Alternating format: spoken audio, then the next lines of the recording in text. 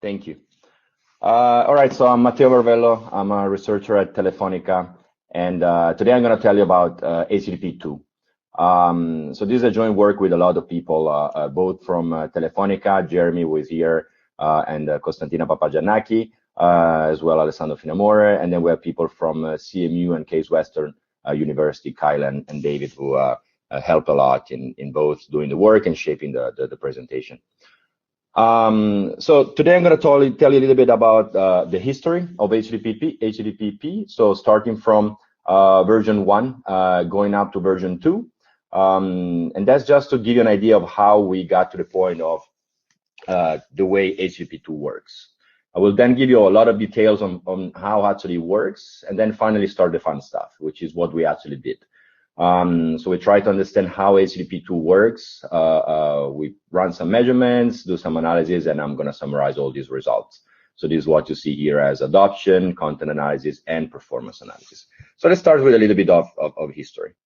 So back in 65, people would start talking about, stuff like hypertext, World Wide Web, and HTTP, right? So the general idea was that this would be a protocol that functions as a request response protocol, and we're assuming a client-server computing model, right? So you can think about it that back then you're just bouncing ideas about this, and then we have to wait until like 1901 when we have the first version of HTTP, which is version 0.9. It's not really a standard; it's more like a collection of information, which is basically saying that HTTP should be based on a TCP connection on port 80. It's an ASCII protocol, which is very important because people can actually just use Telnet for debugging. And there is only one method, which is the most important one, right? It's GET. So basically, you can go to a server and you can get an HTML page from this actual server. So the next step is an actual RFC, which is version 1.0 of HTTP. Which again is not a standard, it's just describing the common usage of the protocol, right? It's kind of interesting to see that even today we still see server supporting that specific version of HTTP, even if more than 10 years passed. What are the main features that are introduced in this new version? So first of all, we have the introduction of post and head, which with GET are the three most important methods that we all know for this protocol.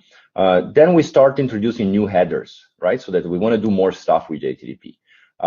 First of all, we have the content encoding header, which is used to have a specific end-to-end encoding of the message. And then we have something very interesting. So people start getting concerned about the amount of content that is being transferred on the web.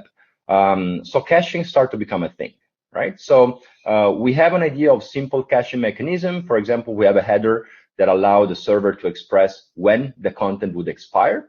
And at the same time, we have an header field that allow the cache to talk with the server and try to understand whether the content is still correct or not. So if there is some validity of the content in the cache, and this is the if modified since header field. So the trend would keep in what is the first IETF draft standard of HTTP, which is happening in 1999.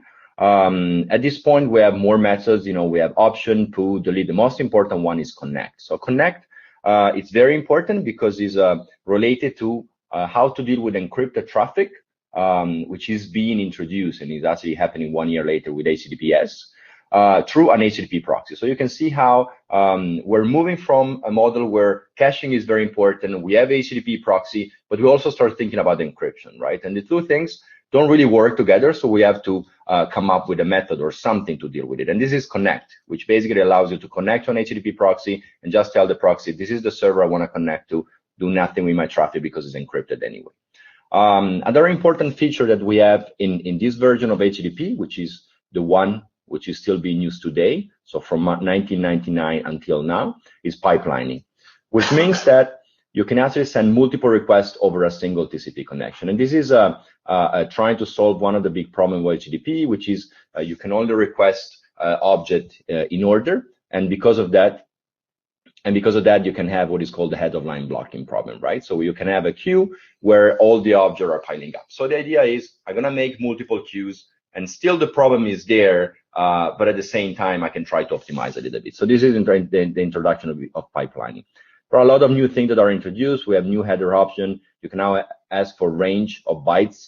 You know, in the past, you have to ask for a full object. Now you can just say, I want a specific range of bytes for this specific object. You have hop by hop headers, which means that you can do like compression, hop by hop rather than end to end. And there is also like, you know, caching is more formalized, and you have more flexibility in the amount of operation you can do for caching. And then there is also new interesting field, which we'll see is also interesting for HTTP2, which is the upgrade field. So basically what a client can do is set a header in his request saying to change from a given version of HTTP to another version. And the idea here is that this would allow to have an easy deployment of future protocols. Okay, so finally we come to the point where HTTP2 get introduced. So we are in 2014, 2015. What you see here in this plot is actually our own data. And what we're seeing here is the monitoring of draft 14 of the HTTP2 protocol from November 2014 until now. So November 2014 is basically when things start to happen. You know, we can see like around 600 websites around there. And what we see here is the evolution over time. So you can see that it actually picks up and then it goes down. And the reason why it goes down is because at the same time, you know, the number of the draft number is actually changing over time really quick. We have draft 15, 16, 17. So you see at all the draft, they get adopted pretty much at the same time as the new draft come up. It gets adopted, which means that the server is reporting support for this specific draft. You know, there is a period of time where the server doesn't really know what to do. They're supporting HTTP2. They don't know which draft they have to support, so they just support all of them. And then clarity is happening in May 2015, which is when the actual standard for HTTP2 is released. So you can see here in the plot that in May 15, we start to see adoption of the HTTP2 protocol, and this is what we actually see now today, right? So I'm not sure you can see my my arrow. Let me check. But anyway, so yeah. So basically, what is happening here is that all the other drafts are going now. They don't get announced anymore by most of the servers. There still have some servers that are probably, you know, not getting updated. But this is representative of the protocol adoption. So it's very interesting to see how all the different drafts get announced over time, and when an actual standard gets pushed out, then it's picked up by everybody, and this is, you know, this become kind of official. All right. So now let's move to try to understand what is HTTP2 bringing to the web. Okay. So let me give you an idea of the HTTP2 background. Okay. So I told you before that HTTP, for some reason I cannot say that word, is an ASCII protocol, right? Which means that you can just telnet to a server and issue comment and get responses. So H2 is different. It's actually a binary protocol, and the reason why it is binary is because you want to have efficient parsing. There is definitely a lighter network footprint because of that. But the most important reason is that it's less prone to security issue, and that's because you remove the issue of unsanitized input strings, right? So this was a problem that we had in the past due to the fact that you know, checking strings is way harder than do the same thing on binary data. So that's one of the main reasons why the protocol moved from ASCII to binary. Of course, the drawback is that you cannot just simply telnet to your server, issue commands, and do debugging. So the second important feature is header compression. As I told you before, you know, HTTP is stateless, right? That means it is repetitive. Every time that you have a new object, you need to have an HTTP header. And you know, the way the web evolved over time is that you started from a small set of objects. You know, a web page was composed by maybe 10 or 20 objects, and today it's composed by hundreds of objects. So basically, this header, they get replicated over time, and every time you have a new request, you have to send the same header. So HTTP2 is stateless as well. They didn't want to depart from this feature, but at the same time, it wants to reduce that redundant information, which is shared between multiple objects. So basically, what it introduces is header compression. This is something that was already introduced by Speedy, which is a Google protocol very similar to HTTP2, which actually drove the evolution of HTTP2 as a standard. But H2 does things in a smarter way. So basically introduce a new compression algorithm. We solve a lot of the security issues that were pointed out for Speedy. Specifically, if you want to know more, you have to check for some attack called breach and crime, which basically would be able to hijack your session, read your cookies and stuff like this by using some vulnerabilities of gzip that was actually used for Speedy. So HPAC 7 actually solved all this for H2. So the next step is multiplexing. So what I told you before is that one of the big issue of H1 is head of line blocking, which means that any earlier request for a large object can actually delay all the subsequent requests. So you have pipeline, which is helping a little bit, but at the same time, if you're stuck behind a big object, you're always stuck behind that object, right? Because you cannot send the object out of order. So the solution that was found for this problem when H1 was used is that a client would open several TCP connections in parallel. So what is happening in Chrome is that you open 6, you open 15 in Firefox. You cannot open more because otherwise, that would impact the server a lot. You have a lot of redundant state information that you have to keep. And then if you think about HTTPS with encryption, you have a lot of overhead for TLS and shake and setup. But of course, having multiple TCP connection would solve this problem, right? Because now you can spread your object around that. So HTTP2 tried to solve the root of the problem by opening a single TCP connection to a domain, and then multiplex requested and response, and introduce something called a stream, where you can actually do full multiplexing of objects. So that's a big departure compared to H1. And the final goal is achieving the same feature of H1, but doing that by using a single TCP connection, which of course is going to have less overhead. So then we have some of the more futuristic feature of H2. The first one is called priority, which means that now a client can specify which streams are the most important. So now you can organize your content in streams, for example, by dividing CSS and JavaScript, and you can try to have the client say, I want to load, for example, the important object first. In this case, for example, CSS and JavaScript, and try to optimize your performance. The second feature is called push, which is similar to priority, but on the server side. So basically, it allows the server to push object beforehand, which means that the server, of course, knows exactly what the client will request in the future. It can simulate the whole dependency graph of a web page, and it can try to understand which kind of object would help the client performance, and then serve them beforehand. Of course, this is similar to any previous strategy where you're trying to push content to a client. There is a trade-off, but there is a recognition that this feature can also be very important. I recommend you check NSDI 2016. There are a couple of very good papers on how to optimize a dependency graph on web pages, and I truly believe that some of these techniques can be used for HTTP2, so that is definitely like an interesting research topic. All right, so what I put here is a summary slide on HTTP2. So I think there are like 5 important features of it. First of all, it's a binary protocol. It introduces header compression.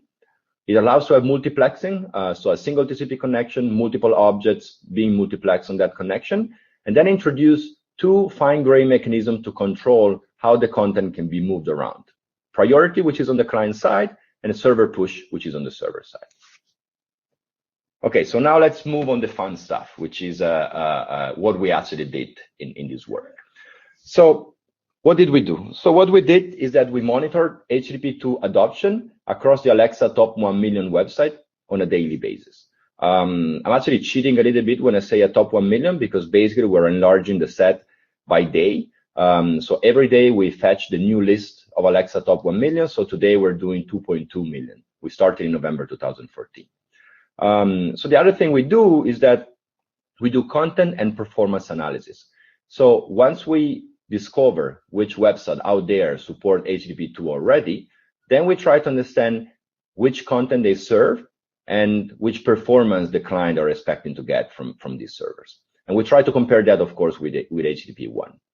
And then we build a website, which you can see here, and I'm going to show it next, if we are actually sharing screen. Yeah, we can. All right. You want to do it now? No, next. We'll do it later. All right, so why do we do all this? So the first thing is that we want to know what is behind HTTP2, and also because it's really a unique chance that we have to understand how a new protocol is adopted in the web, and in the modern web, which is even more important. So by starting very early, even before HTTP2 was a standard, we can really see which kind of forces are driving the adoption of a new protocol. This is similar to what is happening with IPv6. And we felt this was a really interesting thing to look at. The next very important question is HTTP2 bringing any performance benefits? So there's been a lot of work on trying to optimize HTTP1, especially many hacks are being done. Is there any performance gap? Once you adopt all these hacks on HTTP1, how far is performance-wise with the new version, H2? At the same time, we want to try to understand what happened to web content. Today you have all these hacks I was telling you about. For example, domain sharding, splitting content on multiple domains, or inlining, stuff like this. Are these hacks disappearing? They're not supposed to be used with H2. We don't know what they're going to do with H2. What are webmasters actually doing? Are they just turning on H2 and doing nothing with their content, or try to optimize it? And then, there are so many other questions, and some of them I'll answer in this talk. Some of them are available in the paper or on our website. But for example, there's been a lot of discussion of whether HTTP2 should support an in the clear version, which means that encryption is not used. Today you can get content using HTTP and HTTPS. There's been a lot of discussion whether HTTP2 should only use HTTPS, so only encryption. And the final conclusion was that you can still support an in the clear way, but this is actually being done through the upgrade header, which I told you before. But what happened as a reaction is that the most modern browser vendors, Firefox and Chrome, they basically just say that they're not going to support any in the clear version. So now if you want to use HTTP2 in the clear, you basically need your own browser. And this is still possible, for example, for satellite communication or specific apps. So it's still actually important that it is in the standard. So how we did it? So we used to say that our study is composed by 3 phases. We have phase 1, where basically we go to the Alexa top 1 million website daily. And we fetch the list. We fetch this list, and then we crawl it to try to understand which site actually announced HTTP2 support. Once we have this information, and of course it's going to be a smaller subset, we start what we call phase 2, which is actually a test to try to understand which of these sites they actually support HTTP2. You can your website can announce support for H2, but when you try to actually use the protocol, things can actually break. And this is what we check in phase 2. And then finally, we have phase 3, where we're doing some usage and performance statistics. So for the sites that announce H2 support, have an actual support, we also use a real browser to understand which performance benefits or not they might give. So let's try to understand in details how each phase work. And let me stress that this kind of structure that we gave here to the study is very generic. You can actually replace what we're doing here is trying to understand HTTP2, but you can actually replace HTTP2 with something else, I don't know, quick or support for whatever feature you want, and basically build the same study again. So the platform that we build is fairly generic and can actually be used for many other measurement studies. So phase 1, as I said, you want to discover worldwide which websites are supporting HTTP2. So what are the main challenges here? So the main challenges are scale and speed. Scale, because there are like 250 million websites, even more active today. You cannot really crawl all of them, but still you want to try to do like a large fraction. So the scale is massive. Speed is also important. You don't have a month to do this kind of operation because things can change really quickly, and you want to be able to see when a new website switch between one protocol to the other. So you want to do it every day. So how do you do that? You need replication, and replication can be obtained in multiple ways. You can use VMs on a single machine. You can, buy resources on Amazon. But what researchers tend to use in this case is to use PlanetLab. So PlanetLab is a research network composed by thousands of nodes, which are spread worldwide. University have access to it, and company needs to pay fees and participate by donating resources. But basically what you get is SSH access to a lot of machines worldwide. Those are not the most modern machines, most of them are running Fedora 8. So there might be limitation of what you can do, but if you have to do very simple tasks, like the task we want to do here, which is just ask a website, do you actually support HTTP2? Then they're perfect because they give you a lot of replication. So what we did is that we built what we call a prober, which is a very simple tool that lets you interrogate a website and discover whether it supports H2 or not. The prober does way more. It also does some quick tests. You understand the country, the organization, and where the machine is located, some performance tests. But the most important thing is actually understanding which protocol are supported. The way you do this is by using something called NPN or ALPN. So you can think about it in this way. So before HTTP2 or before Speedy, you only had one protocol you could use, H1. So there was no need to negotiate which protocol you should use. You have a client, you have a server, and you just use H1. Now we have multiple protocols that you can use. You can use Speedy, the Google version of H2, basically. You can use some Speedy modification, or you can use H2. So there is a need of a negotiation, and this negotiation is being done by a protocol called NPN, which stands for Network Protocol Negotiation. NPN was like the early version of the actual protocol being used, which is called ALPN, and ALPN is what you're actually mostly seeing today. NPN is still supported, but not what is recommended to be used. And the way it works is that you're just appending. So NPN is completely in the clear, so you can actually see all the information you want. ALPN is an extension of the client and low in a TLS handshake, which is what is being used for HTTPS. So you still see some of that information, but a little bit less than what you see with NPN. The main difference being that with NPN, the client and the server both exchange the list of protocols they support. So if you look at the server response, all the protocol the server supports. In the case of ALPN, you send the list, and the server is going to pick the top of the list that is matching his own list. So now, if you want to know, if you want to reverse engineer the actual list of the server, you have to do multiple ALPN negotiation. So we built this tool, and we run it on Planet Lab. Remember, this is something we started on November 2014, so it's been running now for 1.5 years. And for that reason, we need a lot of coordination. So we have a machine we call the tracker, which is basically responsible of telling each Planet Lab machine what to do. You have to crawl this specific set of website, for example, finding when a machine goes down, because Planet Lab is not that stable, so machine goes down all the time.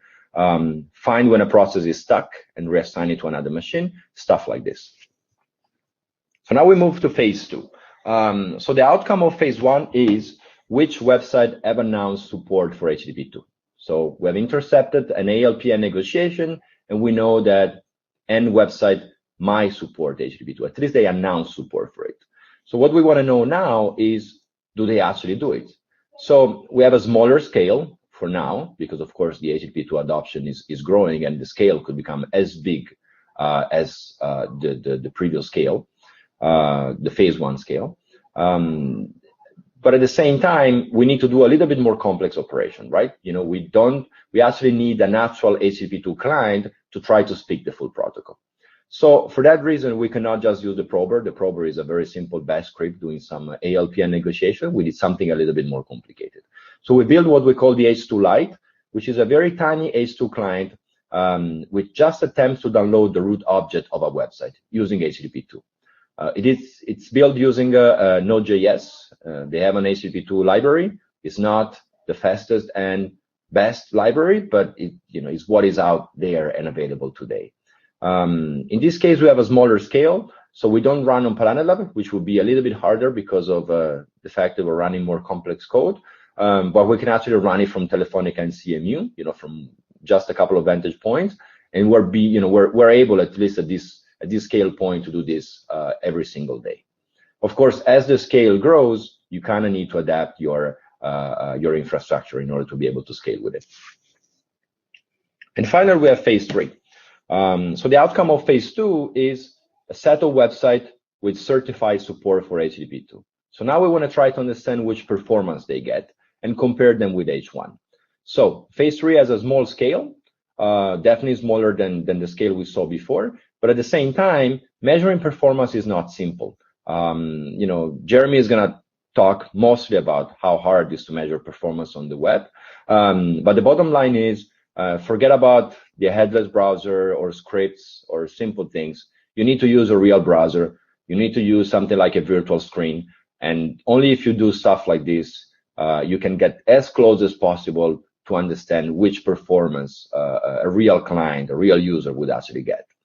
At the same time, when you want to measure performance of a website, you might want to do that controlling, I don't know, whether the access is on fiber, on 3G, on 4G. You want to control the load on the machine. There is many things that comes into play. So for that reason, we decided to instrument a couple of machines in our lab so that we actually have physical access and we can, for example, stick in there a 4G dongle. And at the same time, we build a new tool, which is called Chrome Loader, which basically automates the process I was telling you before. So we can use Chrome, we can load the website using both protocol H1 and H2. We do a lot of control testing, which means that we download the website multiple times. We make sure there is no DNS caching involved. We solve all the potential issues you have there. Chrome was not designed to be stress tested like this. So, you have a lot of crash and errors that you have to deal with. And at the same time, we need to instrument it to report a lot of statistics, like, for example, number of objects, TCP connection, and performance metrics. So we're running this from Telefonica, case, and CMU. So you see we have location both in the US and Europe. And here in Europe, here in Barcelona, we also play with multiple access technology. So basically fiber, 3G, and 4G. And the idea here is that we cannot run this every day because it's just too expensive, both in terms of resources. It would not scale, especially as the number of websites increase. But at the same time, just imagine you have a 3G plan that you have to pay constantly every day. So that could also become expensive also in terms of money. So we're doing this every week. And well, I'll tell you later then what happened to this phase 3. All right, so what are the limitations of our study? So our study, we're very proud of it, but of course it had some limitations. The first one is location. So location is an important thing. We try to understand HTTP2 adoption worldwide, which means we do the top 1 million Alexa website, but because this is a very large scale, we need to use a lot of location. I told you that we're using hundreds of Planela machines. But it turns out that, for example, websites like Facebook, they might just say, I support HTTP2 in a specific location of the world. I don't support it everywhere. They do A/B testing. They think it's not worth it to turn on new features in specific area of the world. So by doing something like this, you can be a little bit biased. There is no really solution to this problem. We could do stuff in a smarter way, so that instead of assigning crawls randomly, we can try to maximize the diversity, between location and try to understand whether this effect is happening. Related to that, we have a limited vantage points. As I was telling you, this is specifically related to phase 3. We only have a couple of locations. Of course, the more location, the merrier. We're trying to get access to it, but of course, it's not easy. It's just a logistic thing. But having more location would means that our results make even more sense. Just to give an idea, we're doing three 4G experiments from Telefonica, which has very good connectivity. We have femtocells. It might very much be that if we run the experiments in a different location, we might get different results. So that's why diversity and more vantage points will be really, really important. And then scalability. So we scale linearly with the number of websites, and linearly is never good. There is not really that much you can do. You can only increase the vantage points, or try not to be linear. And this is how the way you solve that is by rethinking a little bit your architecture. And phase 3, for example, we can use like what we call a lazy strategy, which means that you might not need to test a new website if it didn't change its content compared to the last crawl. So what we do now is that, for example, we compare the object composition of a website and we decide whether or not we should do a crawl. By being lazy, for example, you can be, instead of linear, like logarithm with the number of websites supporting H2. And then the most important limitation, which is the one we're actually addressing right now, and is going to be most of the focus of Jeremy's talk, is that page load time, which is the main metrics to understand web performance, we consider it being equal to the onload event. This is what everybody else does, but we truly believe is not very representative of performance on the web. So I know this is very generic. I'll tell you more about it. Jeremy will have an hour to tell you about the PLT.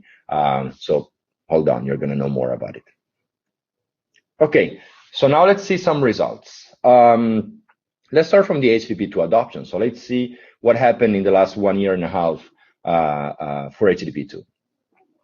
So this is the results, like the main summary of the results. This is support in the top 1 million from Alexa. It's actually in the top 2 million from Alexa. You know, remember that every day we increase the size of the website pool by getting a new list from Alexa. So after 1 year, that actually doubled. So what we see here is that 180,000 websites, they announce support for HTTP2, and they do that by using ALPN or NPN. About under 20,000, they have what is called a partial support, which means that they can actually use the protocol, but there might be some other errors in there. For example, you might get a certificate error. They might be using HTTP2, but they're just serving you an error page, which means, hey, please go and use HTTP1. So if we further filter that, what we see is that the sites that actually truly support HTTP2 today are about 80,000.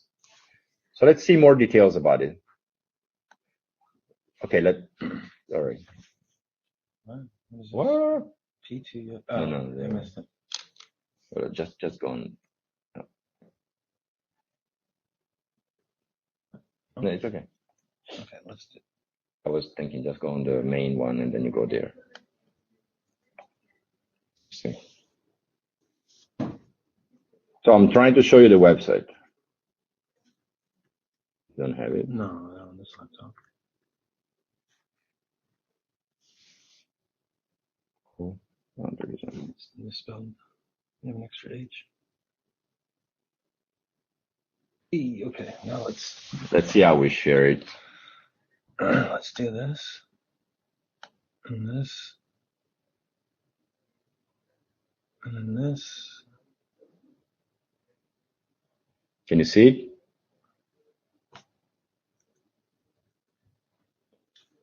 Okay. Yes. Okay. Yeah. Maybe, you know, can you put me like I can see exactly where I go there? All right, so this is the website we built. You can go and play with it. I'm gonna just give you a little bit of an idea of what we have. So for the adoption, this is the page I just showed you, right? It's just a snapshot of it. So this is the adoption. So the first thing is you can go to the website and you will find the actual list of websites supporting HTTP2. So you can download that and you might, for example, use it for your experiments. You know, just to give you an idea, let's say you want to do some very cool research on how a specific HTTP2 feature like priority has an impact on performance, and you want to do that using real server. Then you know, instead of doing what we did, which is discover the sites that support H2, you just come here, you download this list, and you can use it.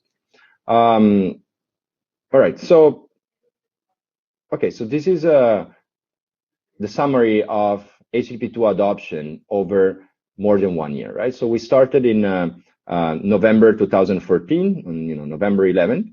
As you can see here, there were only very few websites that actually supported HTTP2. Remember that announced support doesn't mean much.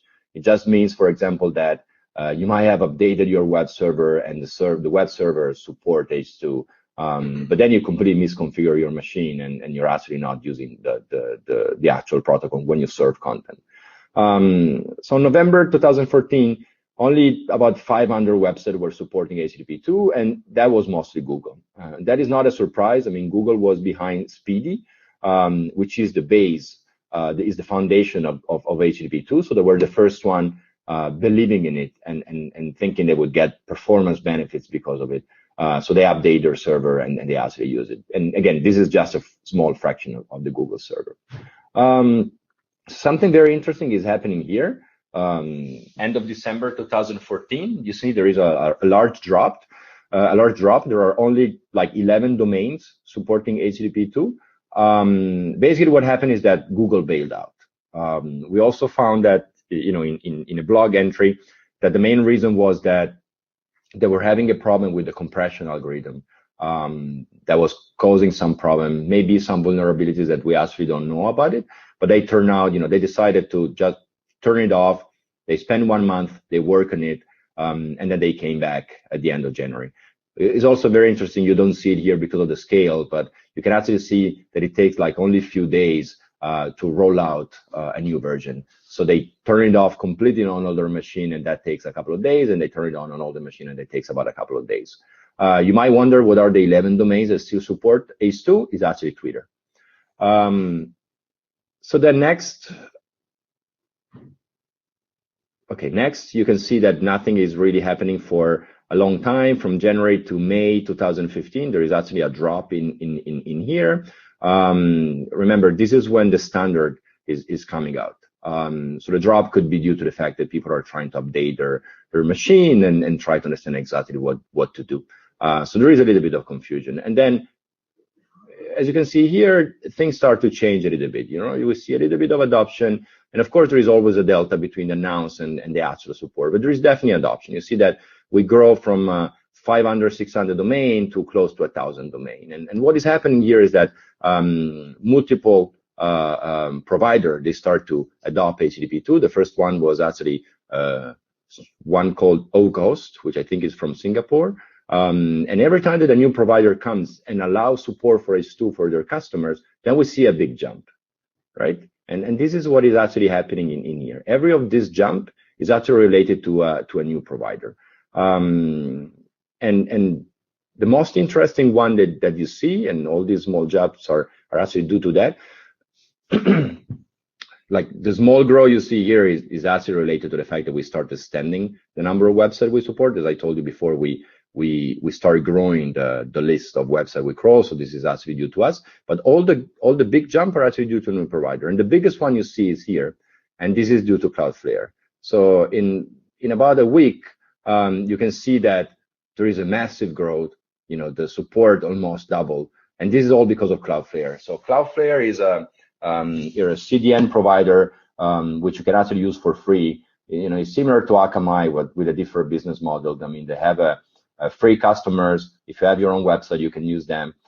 People mostly use it for security and you know, protection to DDoS attack more than for performance, because they are not as widespread as Akamai, for example. But at the same time, what is very interesting here is that they just decided that HTTP2 is worthy, so they turn it on for all the free customers. I think you have an option to turn it off, but people just don't do it.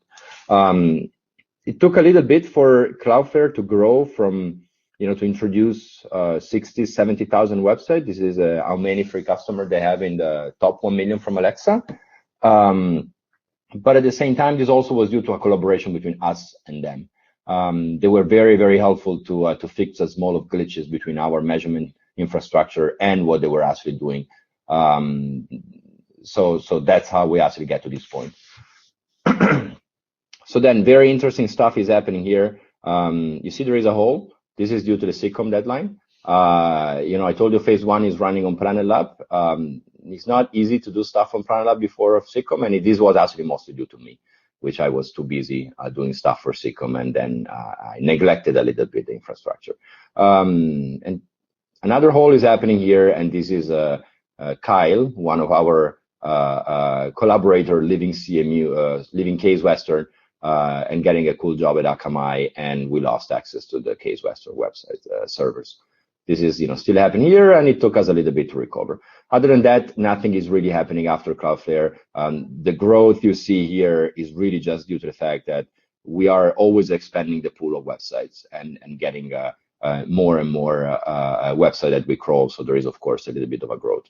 So what we're expecting here is another jump, and we are predicting the next jump might be due to Akamai actually turning on HTTP2 for their customers, but who knows? So on this web, on this part of the website, you can see other cool stuff. This is the plot I showed you before about actual protocol, a breakdown by protocol. You see H2, Speedy, different version of Speedy, and a different version of HTTP2. What is very interesting is that at this point, there is no real difference between H2 and Speedy. Everybody who is supporting Speedy is also supporting H2. So there was a complete switch. So if you look at the most popular protocol on the web today, at least, application layer protocol, you have H1 and H2. That's what they are. You see additional information here. This is really related to what is happening between an NPN and ALPN. We also have information about HTTP2 in the clear. HTTP2 in the clear is something very interesting because what we notice is that a lot of websites are announcing that they support HTTP2 in the clear using ALPN, which is encrypted. So that really doesn't make any sense. So we found out this was actually a bug of Lightspeed. Yeah, Lightspeed. Yeah. And this is when we actually reported to them, and they fix it. And you can see it's actually going down. Not completely, because probably just some website don't get updated.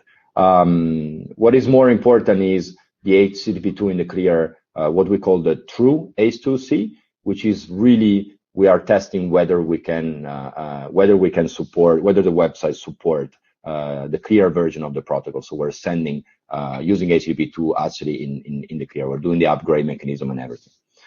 More information down here is which server are the most popular, so which web server implementation are used per server. The most important one is Cloudflare NGINX. So it's basically NGINX. You see is the top one. The next one is actual NGINX. There is no real difference between the two, but Cloudflare is reporting its own version. Then we have Google Server and Lightspeed. This is interesting because Lightspeed is reporting bigger number for HTTP2. And also interesting to see that over time they kind of corrected their number, and you get to match what we do. And finally, we have organization information, region. This is where the servers are located. That's fairly regular stuff. This is domains, and as you can see, Cloudflare is the most popular one. How do I go back to? No, right? You need to share that. No, let's see.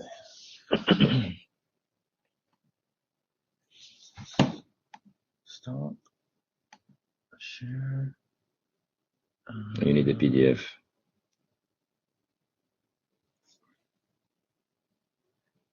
I don't know which one it was. Or trying to get back to the PDF. Sorry about it. Close this. Let's close this. Let's do this, and now maybe we can share.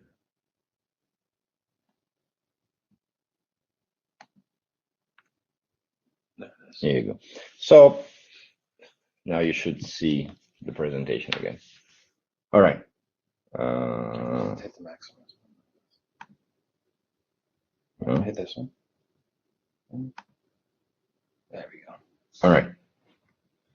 Okay, so now let's try to understand what happened to the content when we switch from H1 to H2. So we start from a macroscopic, a macroscopic view, not a macroscopic. So a macroscopic view is basically just telling us what's the average number of objects per website. Well, why am I saying average is because we do this every week, so stuff could change a little bit. And of course, those are all box plots, just a representation of a distributions. As you can see here, there's not that big of a difference between H2 and H1. And there is no significant change over time, which means that basically this is already giving us an indication that when websites switch from H1 to H2, they're not really changing their content. Otherwise, we would see some larger difference on these distributions. The next thing is, and this is something we start noticing in July 2015, is that as more complex as more websites adopt HTTP2, we see more complex websites, which means they have more objects. So at the beginning, we only had Google. Google is well known to a very simplified website. They try to reduce the number of objects. They also do a lot of stuff on JavaScript, which might tweak these results a little bit. But over time, what we see is that more regular websites like the one from Cloudflare are coming up, and so this is well reflected here in this adoption plot. So what about the microscopic? So what we're looking at here on the left plot is the number of domains per page. Okay, so why is this interesting? This is interesting because on web development there is a very well-known technique called domain sharding, which means spreading content around multiple domains so that you can maximize the number of TCP connections you use. And because of head-of-line blocking, all the problems we discussed before about HTTP 1, this would improve your performance. So if you look at what is happening here for a distribution of number of domain per page, you see that the median is about 18 domains. And this is the same between H1 and H2. So this is, again, an indication that, as we saw before, the content is not really changing. So your objects are actually spread around multiple domains. And even more indication are happening here. If you look at the average number of objects per domain, it's only 3. And there is no difference between H1 and H2. So what we're trying to say here is that HTTP2 is being adopted, but content is not being updated. So many of the things you should not do with H2 are actually still being done. Okay, and now we're going to try to understand how this impacts performance. So next and final step is actually about performance analysis. So trying to understand, in very simple word, which one is faster between H1 and H2. And to understand that, we first need a step going from the content analysis I just gave you to what I call the TCP analysis. So I told you that HTTP2 was introduced with the idea that you could just use a single TCP connection and have strings in there so that all your objects can actually get multiplexed on the same TCP connection. So people would assume that using HTTP2, you're using a single TCP connection. And you can check a lot of papers. There is a very famous one on Speedy, which is, again, the same concept, making this assumption. There are also HTTP2 papers making the same assumption. These papers, they couldn't play with real content because there was no real content. Nobody had adopted it yet. So they play in the lab. And when they're playing in the lab, they assume there is a single TCP connection. So let's see what happened in reality. So what you see in this plot is a CDF of the average number of TCP connection. So the CDF is just distribution across all the HTTP2 website. And I'm just selecting a subset of the curves. So the green one is HTTP 1. And this is a fairly standard result. You find it on many other websites. You never have a single TCP connection. You can use up to 100 or even 200 TCP connection. This is all normal. There is no surprise here. So then next we have HTTP 2, and I'm differentiating here in 2 different curves. I'm introducing a parameter called TH, which just stands for threshold. And why is this important? This is important because something I didn't tell you is that when you go to a website supporting HTTP 2, this website is going to be composed by a lot of objects. And some of those objects might be spread on multiple domains. Some of these domains might support H1. Some of these domain might support H2 or not. So basically what we're saying here is that we're considering, when we set this threshold equal to 0, we're considering all the websites, so about 10,000 in this case. When we say that this threshold needs to be bigger than 40%, we mean that the website needs to contain more than 40% of the object on the website need to be fetched using HTTP2, okay? You might have a website supporting H2, but it's hosting 99% of the object outside. So this is not really representative of an HTTP2 transaction, right? So this is what we're trying to capture here.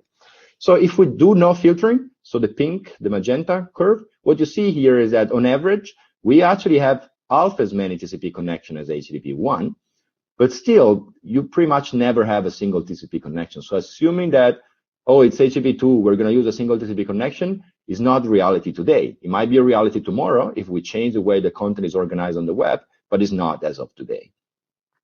And we can have as high as 100 TCP connection, even with HTTP2. So this is a very important result because at the same time, because it's disproving a little bit what people have been assuming so far. And we're going to see how this impacts performance.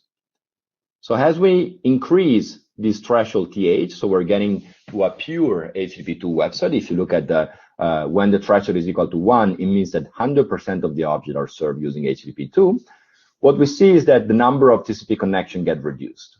So this is due to two things. The first one is, first of all, you're reducing the number of websites you're looking at, because only a handful only have H2 connection. Mostly they're Google, but at the same time, they're also simpler, so it's easier to have fewer TCP connections. But still, even in this case, you can see that you can have more than 10 TCP connection in like 5% of those websites.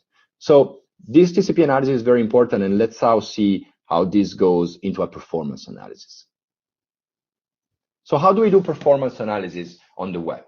So what everybody does is looking at what is called the on-load event. So first of all, there is no standardized definition of what is a page load time. Ideally, is really the time from when the user enters a URL and when the page is displayed. But in fact, this might not be representative of your user experience. You might start interacting with the page before, you might need to wait a little bit longer. It's really, really hard to understand page load time, and there are a lot of studies trying to look into that. So what we do is what everybody else is doing, which is approximating PLT with the time from when Chrome starts fetching the page to when the onload event happens. Okay, and the onload event happens when you have downloaded all the objects embedded on the page. But again, what could happen is that some of the objects are coming through JavaScript, so they might still be downloaded when the onload event fire, and at the same time the page could be already usable. So that's some of the problem of onload, and Jeremy will talk about it later. Okay, so this is probably the most important result we have in our work. So what we're looking at here is the HTTP2 speed up. So on the left of the red line is H2 is lower than H1. On the right, H2 is faster than H1. And we're doing this from all the location we have and the multiple access technologies we actually have. So few important results we have here. The first one is 25% of the websites suffer due to HTTP2.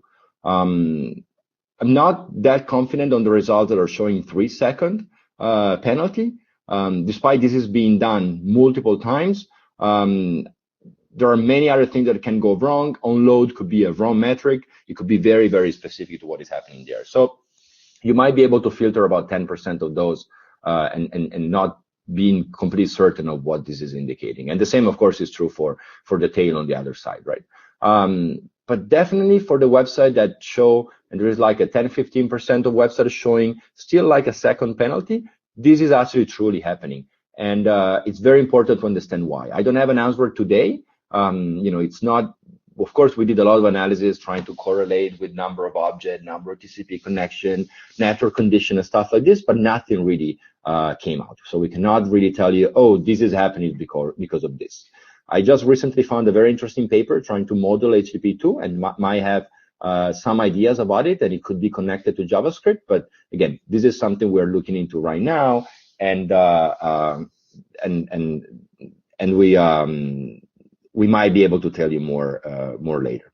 So now let's focus on the right part. In this case, HTTP2 is faster than HTTP1, and the most important thing is you get more benefits on more challenging network access. So as you grow from fiber to 3G, you actually get more benefits. And you can actually see the same thing is happening also for fiber. So here we are in the US, and here we are in Barcelona, and you see that you get even more benefits in Barcelona than in the US. Why is that? Most of those websites are hosted in the US, so there is a smaller latency between Pittsburgh and Cleveland and all these websites compared to what you get from Barcelona. So the network access is actually getting more challenging as you go to the right, okay? And of course, 3G is the most challenging one.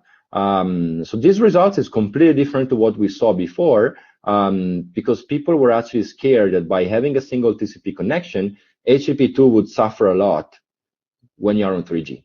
That's because you have more losses. If you have one single loss on a TCP connection, we all know is a big deal. But the thing is, remember the plot I showed you before, you actually never have a single TCP connection. So what is happening here is ACE2 is reducing the number of TCP connection, which gives benefits, but is not getting them to one, mostly because of the way the content is organized. And for all these reasons together, what we measure is that it's actually giving most of the benefits in challenging network condition. Remember, this is a complete passive measurements. We're just measuring. We're not doing anything active. It's not a controlled experiment. There's no controlled environment. We're just observing what is happening. I think there is enough statistical proof to get the idea out, but at the same time, it would be interesting to extend to multiple locations, even just in Barcelona, walk around with 3G and 4G and see what happens. Instead of using a 3G, 4G dongle as we're doing, you could do more experiment using a real phone. But again, getting also more operators on board and extending our experiment is really something we want to do in our pipeline.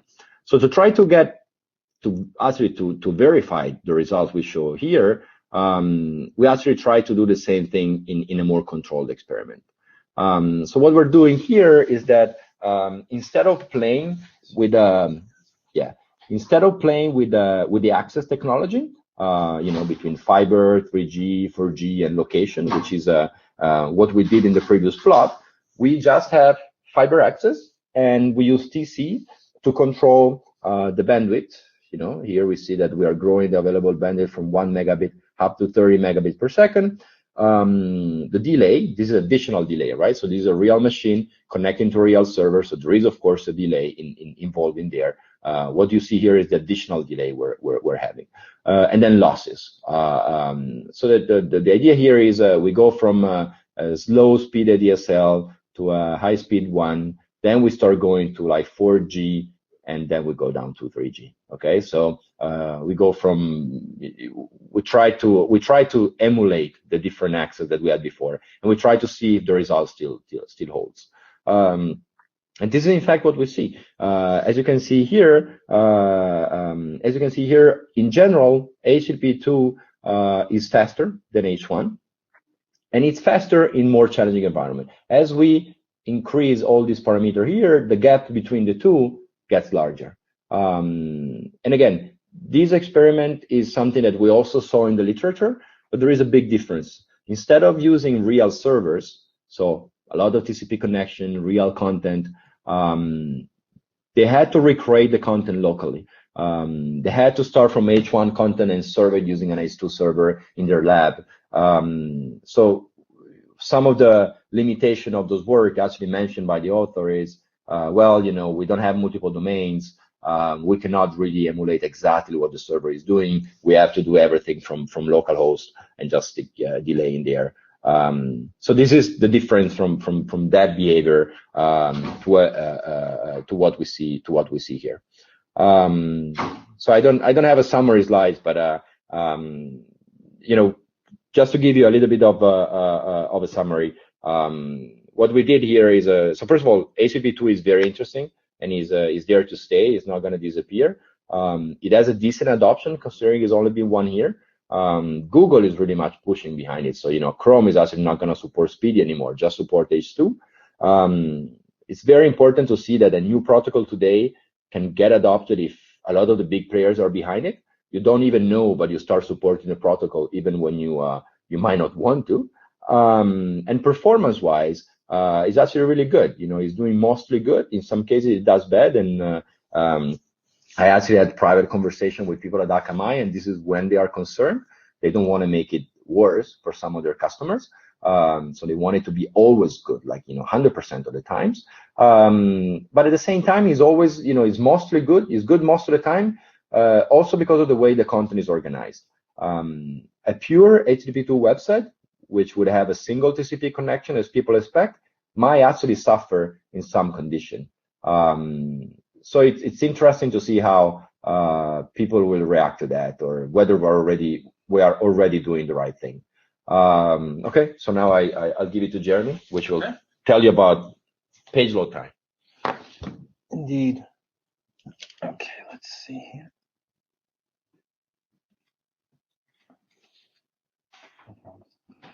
Okay. Oh, and of course, if you have some question and you want to ask them now, go ahead. Or I mean, Yeah, are there any questions? No? yeah, I see. I am. Okay.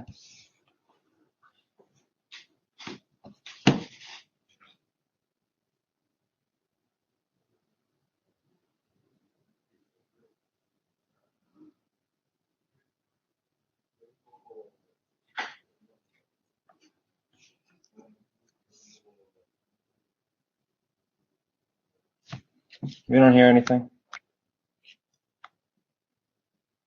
I don't know if we're supposed to hear anything. No, they were saying there might be some delay, but this Not seems. that, no, 2 minutes of delay. I don't think that's right.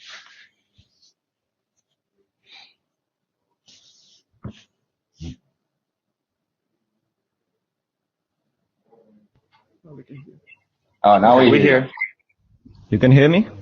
Yes. Okay. So the results that you have shown, what were the domains that were accessed to get these results? Was it like a local web server or? No, so these are the performance results, right? You're talking about. Yeah, the content analysis and the performance results. Yeah. So what we do here is, remember, we're crawling 1 million website. We find which ones support H2, and then we do a second test to see if they really support it. And then the final test for web performance is against the one that will serve you actual content. And we try to make sure it's the same content as H1, because of course, if they, if you have a website A serving some content on H1 and a completely different one on H2, you cannot compare. So yeah, those are also real servers and websites. And you use like Wireshark to do the analysis? No, so what the tool we use for measuring performance is Chrome. So Chrome, you have a developer interface you can query. I'll be talking a little bit about that. And Jeremy will tell you exactly how we actually did some of that stuff. So you can query the developer interface. You can actually get what is called the hard file, which is giving you precise information about the object, the timing, the protocol, load event, and all this. We have Chrome running in a virtual screen, which means that you don't need to have a real screen attached to the machine. Everything can be scripted and run it on multiple locations. Yeah, that's it. And second question is, as you said, even for HTTP2, you see multiple TCP connections, right?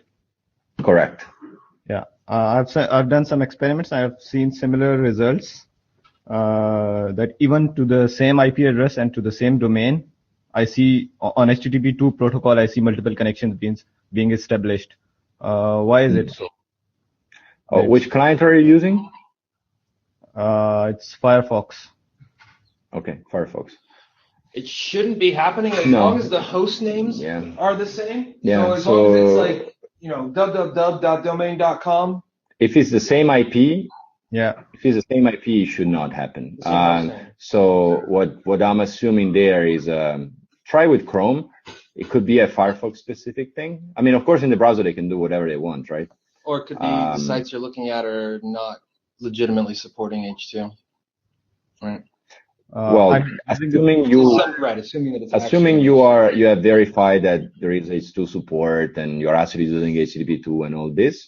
On the same domain and on the same IP, it should be a single TCP connection. But again, the client could do something different, so that would be interesting to see. Try to see with Chrome if it's the same. Okay, it's a tool called HTTP Watch. It only supports Firefox, so you can see different connections established and the protocol negotiated. Right, but I mean, with Chrome is really simple. I mean, you can just the website you're talking about, right? So just load it up on your Chrome machine, and then you can open the developer interface. Is Command Alt J or something like this, and you can actually see, physically see all the connection and see which one use H1, which one use H2, how many TCP and all that. Okay, thank you. You're welcome. Okay, so we had another question. Do we use frameworks like Selenium for test automation? No. I mean, you could use Selenium for test automation, but I mean, initially we were using it, but at this point we don't need it anymore. There's some additional issues involved with Selenium, which I'll mention in a little bit.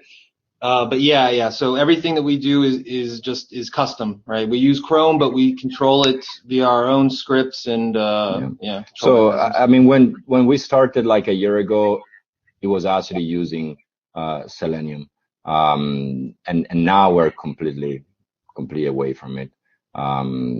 At the same time, we fix a lot of other small things. You have to be careful with this kind of things because and again, Jeremy will tell you about it. There are very small details. The devil is in the detail, right? So you can screw up your experiments. We're actually using Zombie at the beginning, not Chrome. Zombie is like Phantom.js, but it supports HTTP2. And the last time I checked, which was a few months ago, so maybe now they support it, but Phantom wasn't supporting HTTP2. And I can tell you that if you compare the results that I just showed you between Zombie and Chrome, you see completely different results. First of all, Chrome is way faster, and this is to be expected because Chrome is optimized. JavaScript execution in Zombie is not supported, so this is impacting your results a lot. But at the same time, you would see that H1 is faster, for example. So this could be due to the fact that the H2 library is not just optimized. So the H1 is optimized, and this is curing your experiments. So our suggestion after all this work is, if you can, use a real browser, try to instrument that. As the previous question was saying, Selenium helps a lot for doing stuff like this. So. Okay. If there is no more question, I'm going to give it to Jeremy. Okay. All right. Okay. You want this? Yeah. Can I move this thing up? You will take the chair. Yeah, it's fine. Okay. You want this? Yeah, it's fine.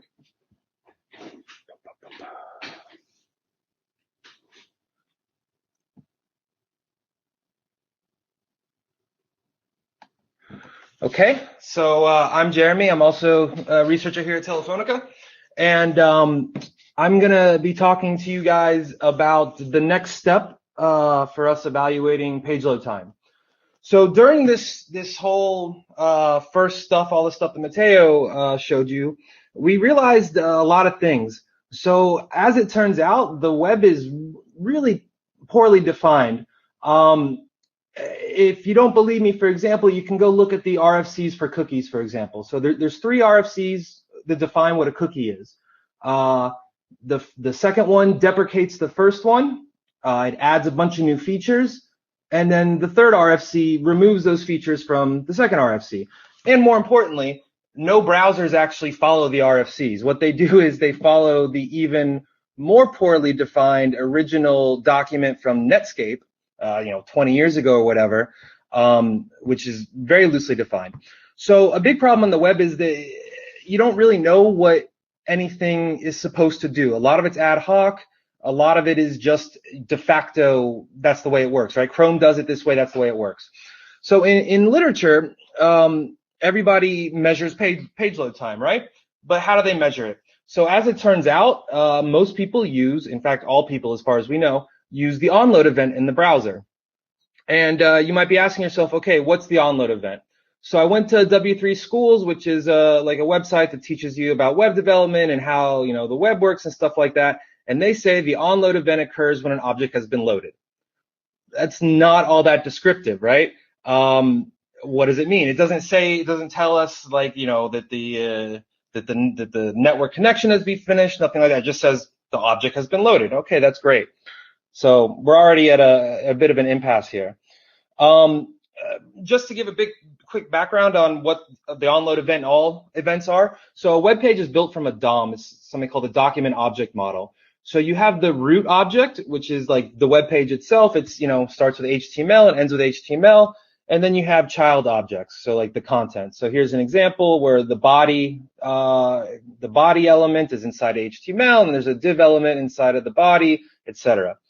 The browser itself will fire and receives events from and to different nodes in the DOM. So the onload event is one of these events that gets fired, right? When the object is finished loading. So for example, when the root object gets finished loading, then the DOM will fire the onload event.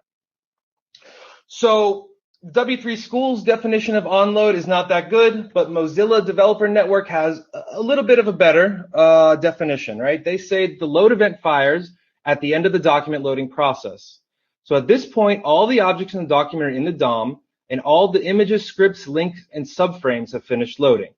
Okay, it's a little bit better, but it's still not that great. And more importantly, this is Mozilla's definition, right? This is not, as far as I know, an officially adopted definition. I don't know if Chrome, for example, I mean, this is probably true for Chrome, but it's not necessarily true for Chrome, but this is what Mozilla does. So the problem that we have here is that the onload event with respect to page load time is only for the root object, right? It's for that main HTML thing, right? And any embedded objects that it might load. However, many websites these days do things after the onload event has actually fired, right? So then we're left with the question, when is a page actually loaded? All right, and here I have a pathological example. So here's a simple web page, right?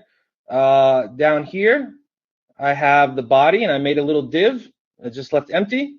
And when the onload event is fired for the body, this is a little bit different than the page onload, but it's essentially the same. It'll call a JavaScript function called doStuff right here. And it'll get the div, it'll create a new span element, which is basically just text. It'll assign some content to that text element, and then it'll append the child text element to the div. But then what I do is I'm going to set a timeout, right? So 3 seconds later, after this code here finishes, I'm going to go ahead and call do more stuff. And what this is going to do is it's going to go and it's going to load an image and it's going to place an image on the page. All right. So this is a good example of what happens. And now I'm going to show you exactly what happens, maybe in theory. Okay. Okay. Why is that doing that? Okay. Share screen. Okay. Perfect. Okay, cool. So I have here Chrome, and I've opened up the developer console, which is this stuff down at the bottom. And I'm just going to go ahead and reload this page. Okay, so the onload event fired. Here's our text that we added. But now this image shows up. And Chrome Developer Console gives you some nice stuff here. It shows you a timeline of the events that happened. Now, as you can see, right, Chrome thinks that this page loaded in 38 milliseconds. All right, here's this red line. That's when the onload event was fired. But the reality is, for this particular page, which again is pathological, most people would say the page is not really ready to use until this picture shows up, right? And that happened all the way over here. So we're left with a problem, right? We can use the onload event, but that doesn't necessarily mean that the page is loaded as far as humans are concerned. And this is actually the problem that we ran into.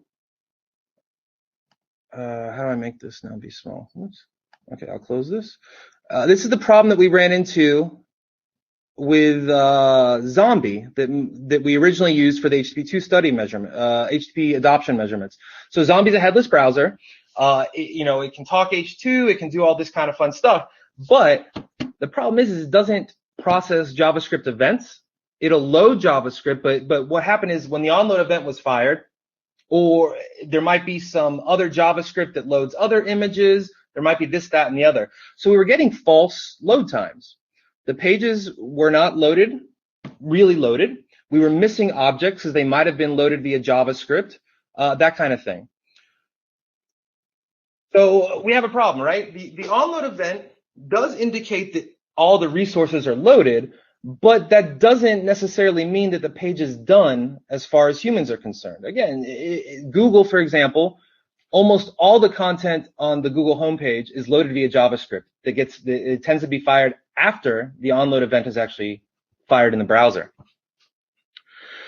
So there's another way to measure PLT that we've found besides the onload event, and it's something called speed index. And Google is somewhat involved in this project.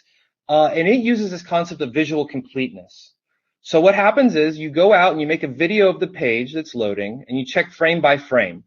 And you come up with a curve essentially that says, okay, 10% of the page is loaded at time X, 15% is loaded at time X plus 1, 25 at x plus 2, etc.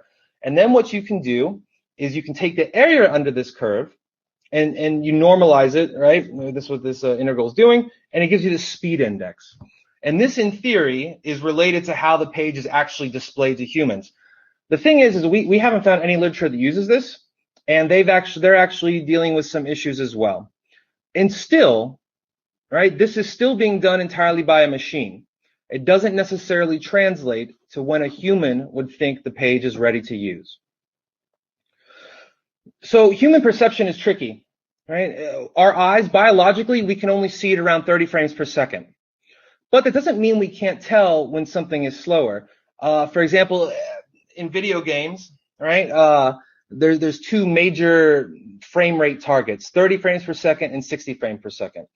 And there's a huge difference between them. If you play a video game at 60 frames per second, it looks a lot more fluid and smoother than one at 30 frames per second, even though our eyes are only in theory processing stuff at 30 frames per second. But our brain does a lot of interpolation and a lot of synthesis and stuff like that. So even though we're not actually seeing more than 30 frames per second, we can still tell a difference. And an example, so at NSDI this year, there was a big paper that they claimed to speed up a page by 34%. So for an example, you have a page that takes 2 seconds to load. Using this technology, it would only take 1.28 seconds to load. But again, this is according to the onload event. And our question is, does it actually matter? Is it perceivably faster, right? So this 34% number it's big and it looks great, but if I can't tell a difference, what's the point? So to deal with this, we're actually working on it right now, a new system that we call iorg.net. This is our work in progress to answer how humans perceive web page load time. The basic idea is that we're going to crowdsource human eyeballs and have them measure page load time in a variety of ways. To start off with, we're just going to be asking people, which is faster? We give them two choices, for example, an H1 version of a website and an H2 version of a website, and we want to have them pick which is faster. Okay, so this is going to get into a little bit of engineering, and then hopefully we'll get a little bit back to science. But there was a lot of work to do and still to do to get this iorg.net running. We have to build 5 things, essentially. We have to build a crawler. We have to build a hard capture. We have to build a video encoder. And then we have to build a front end for users to actually use and a back end that the front end will talk to. So the crawler that we built is very similar to the HTTP2 adoption crawler. It's essentially a set of bash scripts that trigger crawls, and it controls all of their operations, like it launches Chrome and it runs the hard capture and all this kind of stuff. But Matteo's already talked about that a bit. It works pretty well. We already have the infrastructure in place, so we reuse it. A little tweaks here and there, but it's mostly the same. The hard capture, on the other hand, is something that we did from scratch. So a HAR is the HTTP archive format, and there's a spec about it. It's softwareishard.com. You can go check it out if you want. And a HAR is valuable to us because it captures how a page is loaded from the browser's perspective. Stuff like network, the number of connections that are used, the protocols that are used, headers, everything. It's JSON. And there's just a spec that says you have to have these fields and field X and field Y are required, and they have to be of this type. And that's cool. So how do we actually capture the HAR? It's not that simple. So Chrome allows you to export a HAR. If you open up the developer tools, you can right click and it's save as HAR or something like that.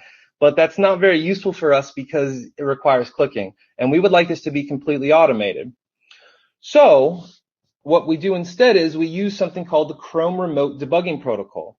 This allows us to hook into Chrome and capture various events that Chrome is going to feed to us.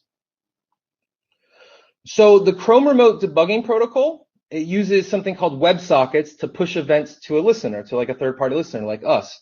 So a WebSocket allows full duplex communications over an HTTP TCP connection. However, it's important to note that it's not an HTTP connection. It's not the HTTP protocol. Instead, what happens is you initiate the connection using a normal HTTP connection, but then you do a separate handshake that's treated as an upgrade.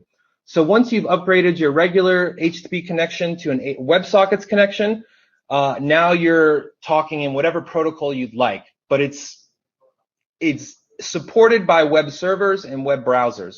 So you kind of get this, just imagine, it's essentially a normal TCP connection, but it's initiated via the normal HTTP manner of initiating things.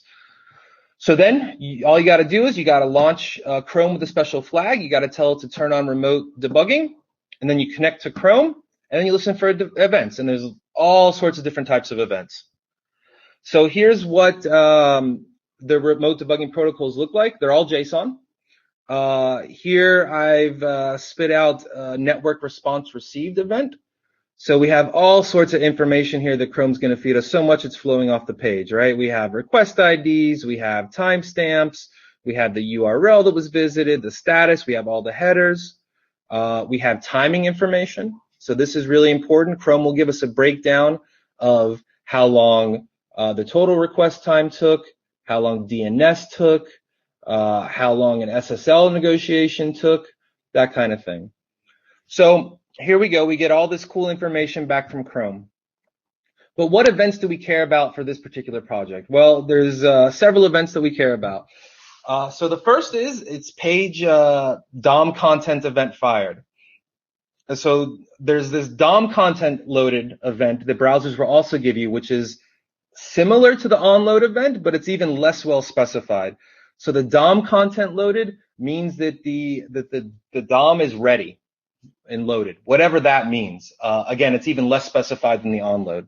The load event, which is the onload event that we're interested in here, network requests will be sent. So Chrome will give us our capture this message right before it's actually going to go out and make the HTTP request to the remote machine. So we get this like right before the request is going to be made. We can see that we see it's going to happen. Then there's a data received event, which means that the browser has received a chunk of data from the server. It's not necessarily that data has completed, just that some data came in. Finally, we have the response received, which means that the full response from a given request is available to us. We have loading finished, which indicates that the request has finished loading. Not exactly sure what that means. Again, not that well specified. And then we have a loading failed event, which means that just the network failed to load. So we built a HAR capture. We call this BKPLT HAR. We built it in Ruby. It's not that big. It's only like 550 lines of code, give or take. It uses something called event machine, which gives us an event loop, right? Because remember, this is like an asynchronous type of thing, right? Chrome is going to be pushing us events whenever it feels like it. So we need some kind of event loop to deal with it. And then to actually communicate with Chrome via WebSockets, we use something called the Fay WebSocket library. And this is just handles the HTTP upgrade and all that kind of stuff for us. Okay, so here I have a chunk of the main bit of code, and there's some important things that we had to deal with and the way it fits into our pipeline, all that kind of stuff. So the first one is that you need to be careful that Chrome is actually available and ready and listening to debug stuff before you do anything. So this is one of the problems that we actually spent a lot of time on with the HTTP adoption stuff. Matteo's scripts, the crawler scripts, would launch Chrome, and then the Chrome loader would launch Chrome, and then it would attempt to connect to the debugging port. Well, the problem is that sometimes Chrome takes, I don't know, half a second, maybe even a second to start up. And then we would get crashes, or even worse, we would get nothing happening because we would just be sitting on trying to connect to a TCP connection that wasn't available.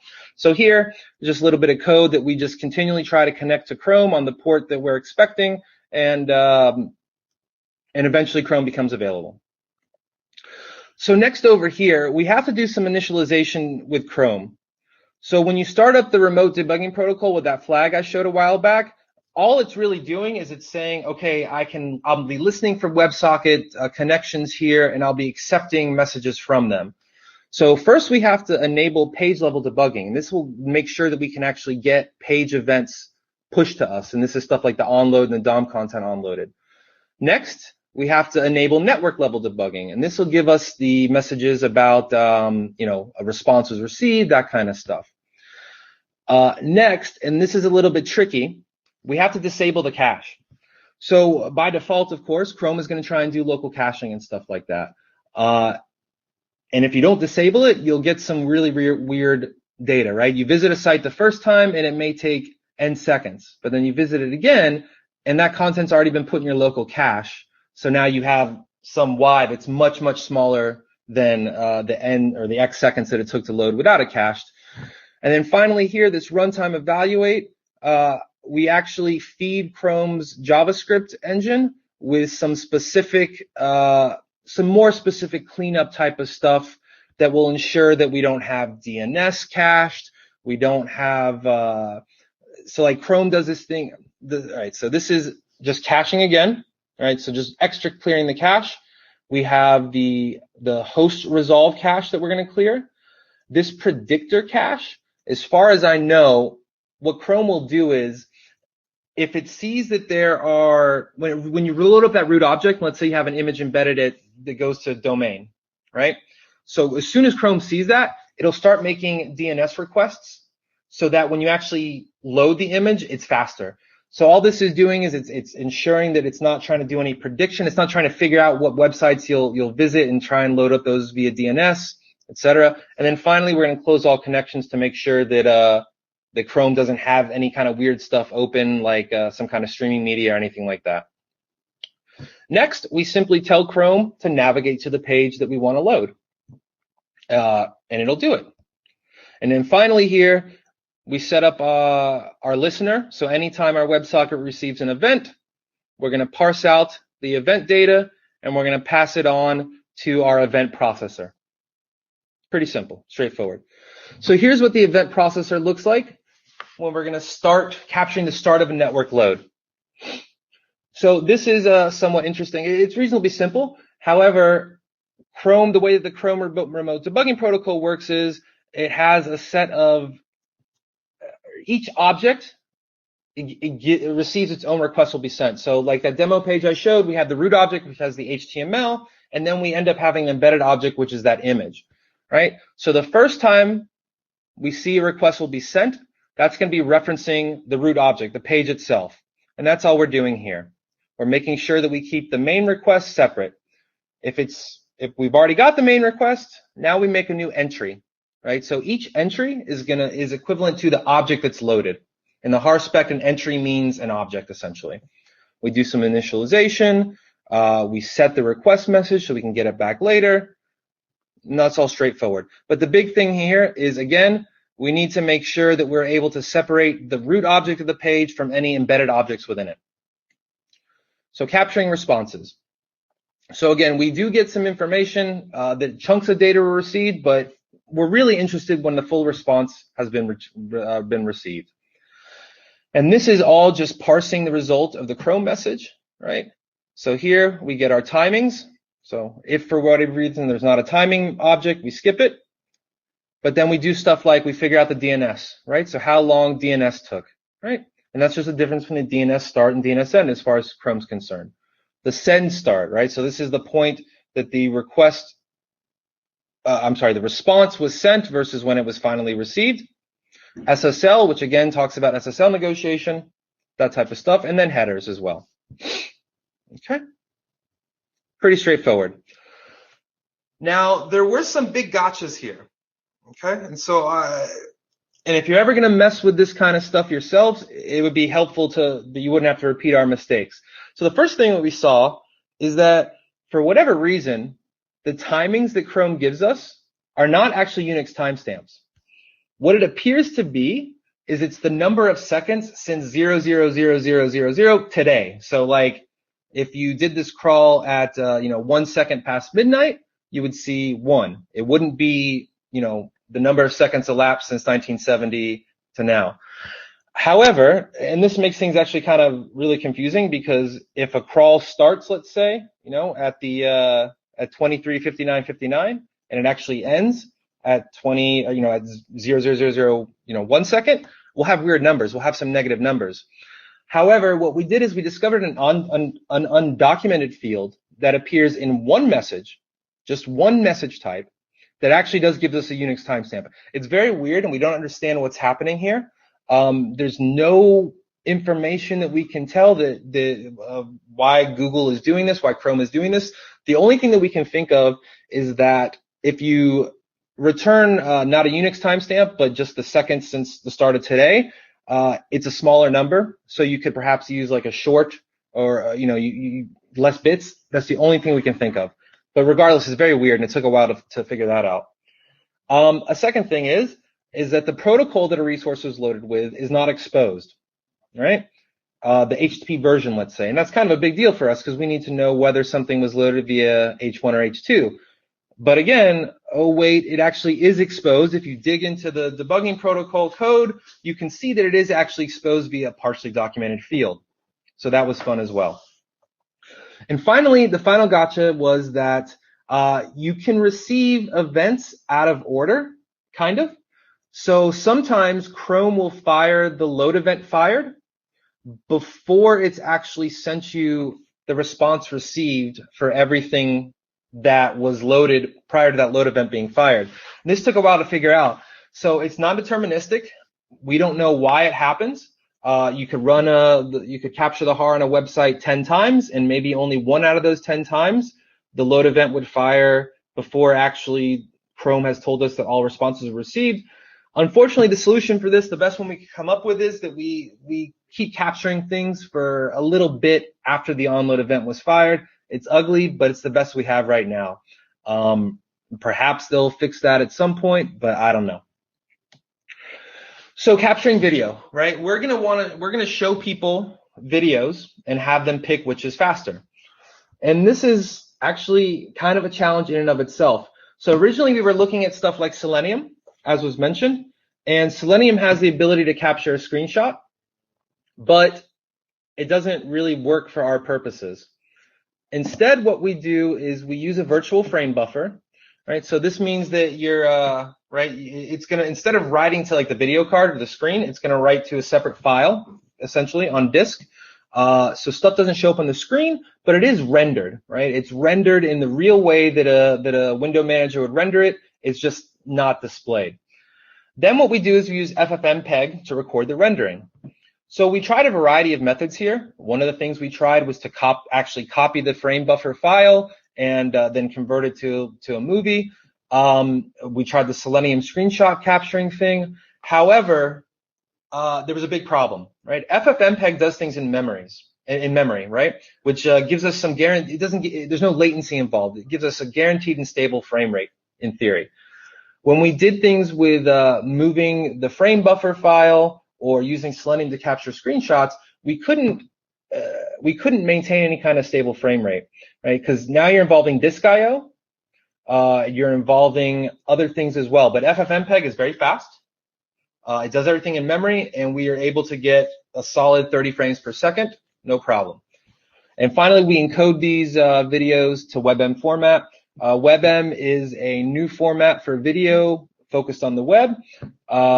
It's open source. It's supported by Google and Firefox and Mozilla, so it's available on Chrome and Firefox, but unfortunately, it seems like Safari and Internet Explorer are currently not supporting it. But whatever, WebMs are very small. For example, like we'll have, if we extract the screenshots, if we extract frame by frame and we pull out separate screenshots and save them as a PNG, we get like a website maybe 3-4 megs worth of screenshots, but the WebM encoding itself is maybe 100K. So this is pretty efficient, and it works in Chrome and Safari, which is good enough for us right now. Oh, I'm sorry, it works in Chrome and Firefox, not Safari. My bad. All right, so next off, we need to store things, right? This is unlike the adoption, unlike the adoption platform, we're going to have users. So we need to have a way to access the data and show it to users. We could use a flat file, which is actually what we use for the isthewebhttp2yet.com site, but this would kind of suck because we need random access, and flat files are not very good for random access. So what does that mean? It means we got to use a database. We chose to use Postgres, which is the world's most advanced open source RDBMS. And the major reason we chose Postgres is that we have a lot of JSON data, these HARs, right? They're JSON. And JSONs don't map well to the typical idea of a row and a column, right? For example, the HARs have these entries, right? And it's an array. So it's an array of all the objects that were loaded by the page. One way you could do this is to have a separate row in your database for each individual entry, but then that becomes a mess really quickly. So instead, we use Postgres. And Postgres now, as of 9.2 plus, offers us something called the JSON column type. And it allows you to directly insert JSON into a column, and you can then query on the JSON object itself. So for example, we can query to see all crawls that we did that have an object that goes to google.com, for example. And this is perfect for us.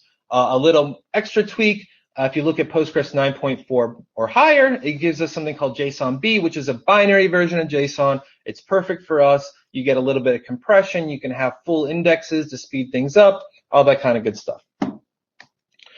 Okay, so for the front end, we used something called Jekyll, and this is a toolkit for building static websites. It gives us templating, themes, etc. And then we wrote a bunch of custom code that communicates with the backend via Ajax. So basically what it does is it hits an API that returns JSON, and then the front end displays it however is necessary. For the backend, we used Ruby on Rails to give us the major functionality of an application, like the server itself, all this kind of stuff.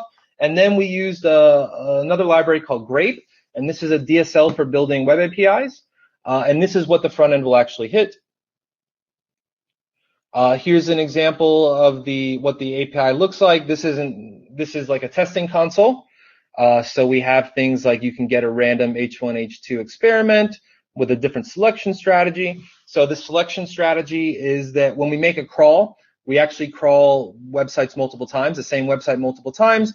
And then when we're displaying it to the user, we want to get the website that's most representative. So we have these different selection strategies. One of them is closest to the median. So it'll pick the particular video, the particular crawl of that website that had a load time that was closest to the median of all of them.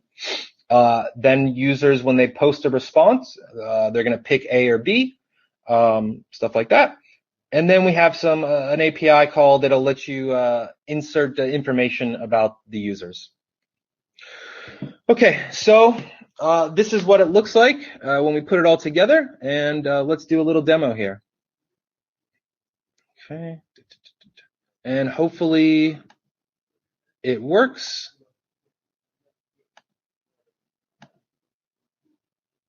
Ooh, what is this? Okay, there we go.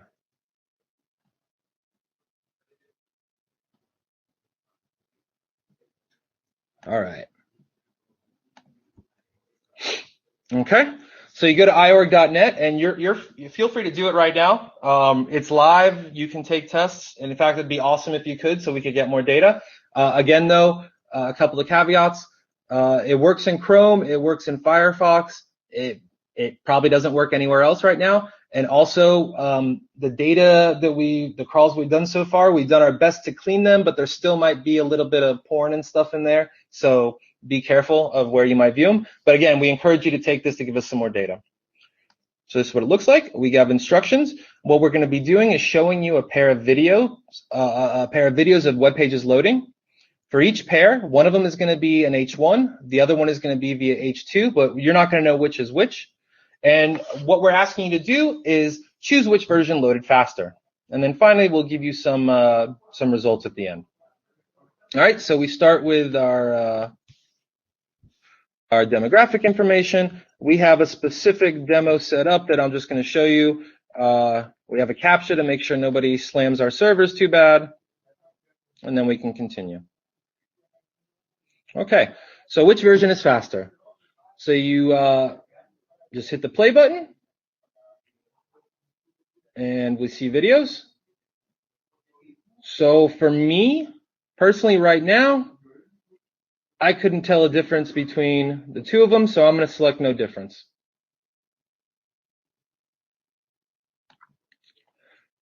Now we'll play this one. Okay, so for me, this one looks like it loaded much faster, so we'll select it. I'll hit play.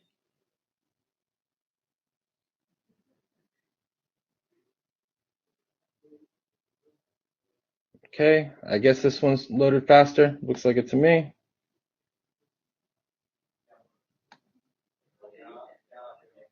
And we're almost done.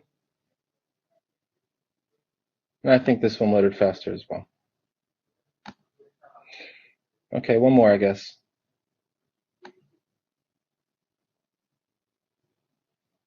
And no difference, I don't think.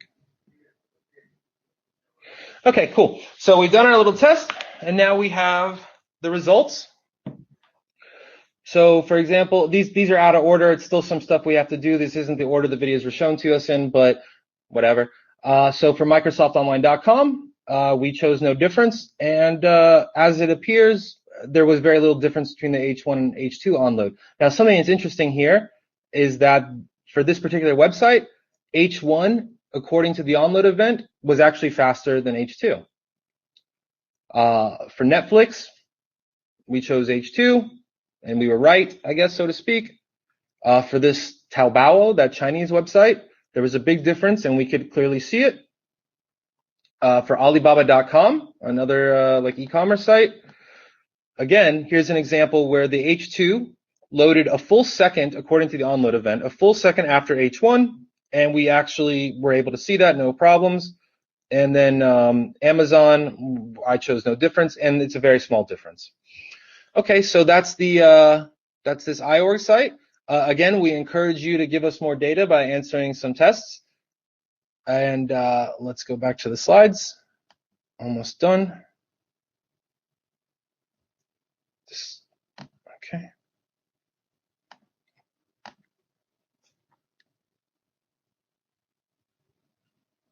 Okay.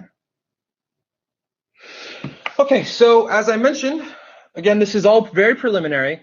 Last week, Matteo was at PAM, Passive Active Measurements Conference, and I think we got it online maybe 50 minutes before his talk.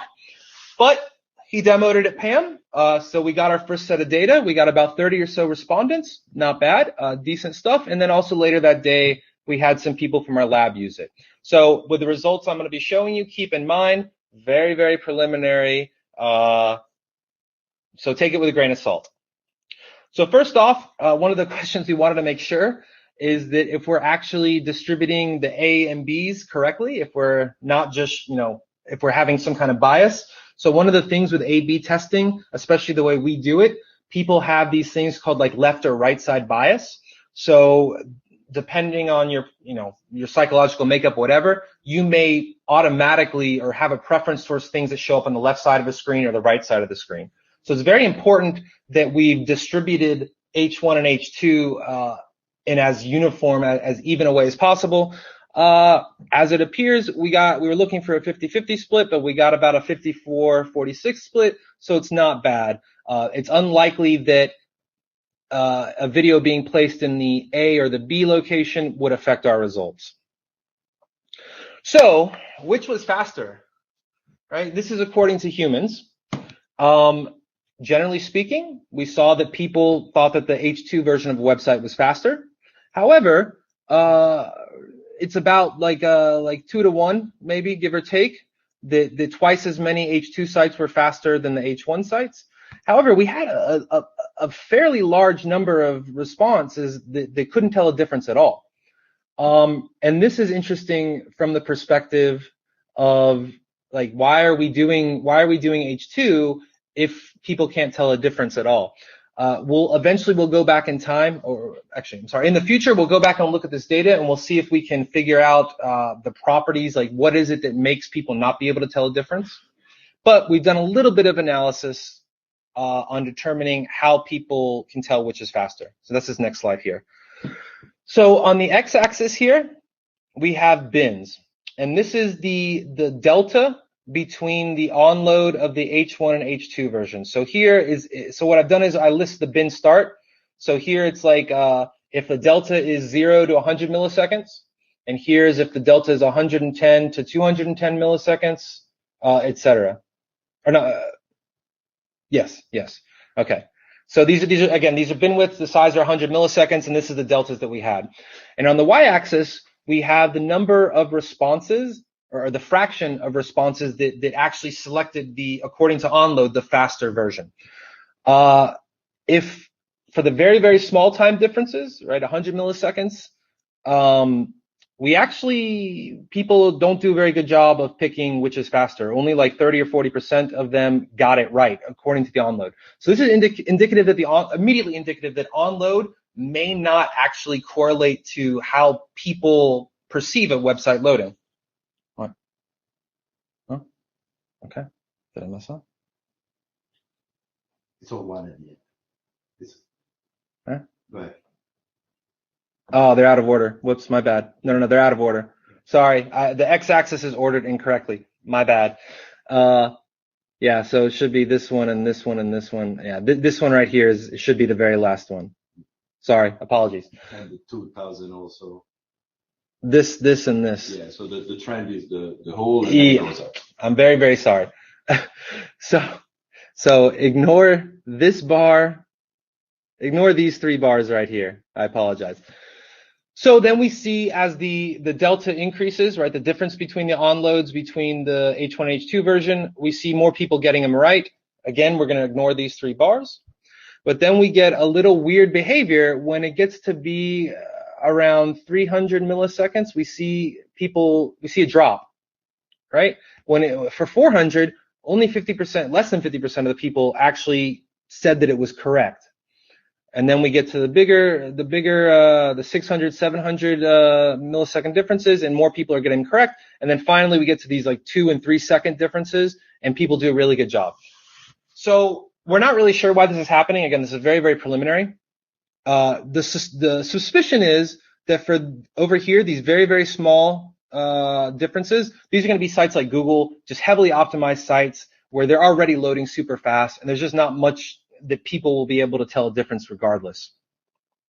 For the sites with the huge differences, right, the 1 second, 2 second differences, okay, that's pretty easy to tell, right? It would be very, very difficult or very surprising if people thought that a page that actually loaded 3 seconds slower was faster. Now, what's interesting is when we get to the 300, 400 millisecond difference and we see this drop again, where people aren't picking the right one. We don't really know why this is happening. However, one possible explanation could be a slow loading object. So imagine that you have an ad, right? That's served by AdWords. So your page loads up and there's a blank spot for that ad. And the client has to go out and request that ad and then display it. So those ads may actually be responding, they may take a while to respond, right? So the onload event's not going to fire until this ad has loaded, even though the rest of the content has. So one of the reasons that we see this kind of stuff is that, or one of the reasons we could be seeing this kind of stuff is that there's just a couple of slow loading objects, but they don't actually affect the way that humans perceive a page as being ready. And that's very interesting, and it's one of the things that we really want to explore, because again, there's tons of literature out there that talks about optimizing page load time. 2 papers at NSDI this year, but they all use this onload event, and quite frankly, we're not convinced, and neither are the people that we've spoken to, we're not convinced that that's actually a viable metric or a useful metric. Okay, so what are the lessons we learned so far? Again, very, very preliminary results. We already did take some lessons. So some people viewed it as a competition. Some people viewed the website as a competition where they thought there was like the goal was to pick a site that was H2 or something like that. This isn't what we expected. We wanted them to give us an objective opinion and just be kind of neutral. However, we're going to take this into account and kind of try and gamify the site to give us people a little bit more of an incentive to use it. Another thing that we noticed is that some people use the slow motion feature. So I didn't show it to you, but on the website, on the IORG site, the test, you can click slow motion, and I think it shows you the video at like 25% speed. This kind of gives them superpowers. So perhaps some of the reason that we saw people were able to distinguish things was because they were kind of seeing in slow motion. We're still trying to decide if we should remove this, but in the meantime, we actually capture all events that happen on that page, so we can tell when people click the slow motion button, and eventually we'll control for that. Also, we have to be careful with how we load things, the videos themselves. We need to do our best to make sure that they're synced. So right now they're two separate videos, and it can be a little bit tricky to ensure that they're both been loaded by the browser before they press play, etc. And a possible solution we're looking at here is to make a single video, to combine them side by side into a single video. It's a solution. It's not the best solution, but it's something we're looking to. So the next steps for this project. And this is what we're working on from now on forward. We're going to deploy this to a crowdsourcing platform. It's totally awesome, and hopefully you guys have taken a test or two. It's totally awesome for us to get people volunteering to do this. However, the scale is quite limited. So we're going to deploy this using Mechanical Turk or Crowdflower. There's a variety of these crowdsourcing platforms where we can do some statistical guarantees. We can ensure that each URL has been answered by 10 people, that type of thing. And because they're supported by these crowdsourcing systems, in theory, there's less of a chance of malicious behavior of people trying to just, click the button really fast, because they'll kind of get fired from these crowdsourcing systems. And second, and again, this is in progress, we want to actually derive a human-derived measure of PLT.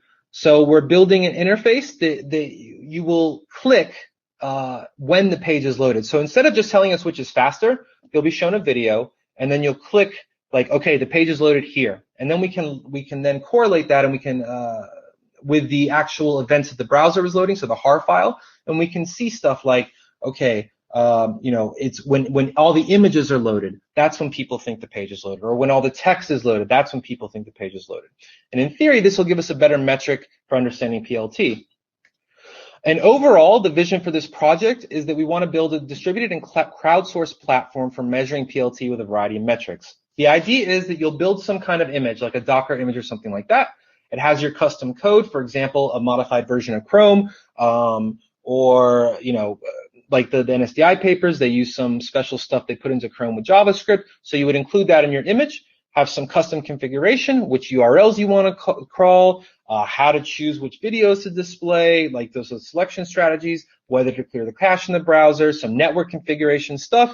Finally, you push your image to iorg.net, and then boom, it goes into our system automatically. You get responses from crowdsourced workers. You get your results, and you can tell, okay, fine, we do speed up pages by 34%, but humans only see it as a 10% speed up, for example. Okay, and just a final little bit of who did all this work. So we have two projects that we presented here. The first is the H2 stuff, and that was Matteo, Kyle, David, me, Alessandro, and Dina. So this is a group from Case Western, CMU, and the rest of us are Telefonica. We have a paper on this you can check out from PAM 2016 this year, and please check out the website. And then finally, the iOrg is Matteo, me, David from CMU, and Dina. And again, please check out the iorg.net and give us some data, take a test or two. We'd appreciate it a lot. That's it. Thanks for your time. And do you have any questions? That's it for me. Yeah, so we have time maybe for a couple of short. Yeah, we're a little bit over time, so it's okay. Guys, questions? No. Negative? Okay. Okay. There it is. Hold on, there's one that came in. Thanks both guys. Yeah, a question did come in on the chat. I'll go ahead and answer it. So there was a question, any specific reason for using Postgres instead of a document store? And so a document store, I assume you mean like Mongo. Yeah, there's some engineering reasons. The biggest one is that Mongo kind of sucks. From experience, I have a lot of experience with Mongo. For example, I have a Mongo data store for a paper I wrote a while back that has several billion entries in it. And while Mongo in theory is web scale and scales out really well and all this kind of good stuff, the reality is that it doesn't. So once you get to real web scale, billions of documents, Mongo just kind of poops itself. Whereas Postgres is much more heavy duty. It has real relational things. It has constraints, and it scales better. That's just the fact of it. The fact of the matter is it scales better, and it gives us all the functionality of Mongo as well. So just kind of mostly a personal preference, and that I've been bitten in the butt by Mongo before. Another question there. So how many URLs are we planning to use for iorg.net? Well, in theory, all the ones that we have for our H2 study. The reality is that we'll probably limit that to a much smaller subset, maybe a couple hundred, or, you know, at most, I would say maybe a couple thousand. But it matters how many responses we end up getting from the crowdsourced workers and how much money it costs us. It's also more important than URLs. It might be Yes. the parameters, you know, Right. like H1, H2, mobile versus fiber versus, you know, other stuff. So the different URLs were not that concerned. And as you said, it's really a question of size and money. So a question about what about Hadoop and MapReduce for data computations?